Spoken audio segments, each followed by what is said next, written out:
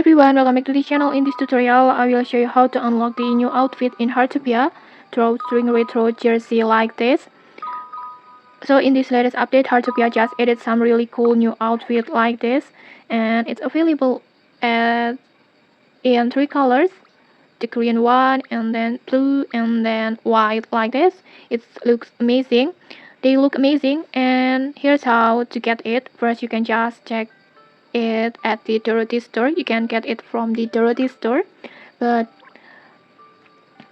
keep in mind this Dorothy store is completely random and it will reset every day. So if you don't see the outfit you want, you just keep checking daily and be patient.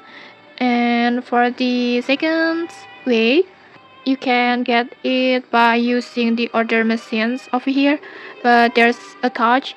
You need to reach level 35 first to unlock this feature, these order machines. And once you have hit that level, you can just directly use these order machines to order the outfit that you want.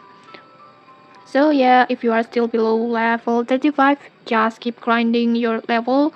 And if you are already reached this level, just go ahead and order your outfit.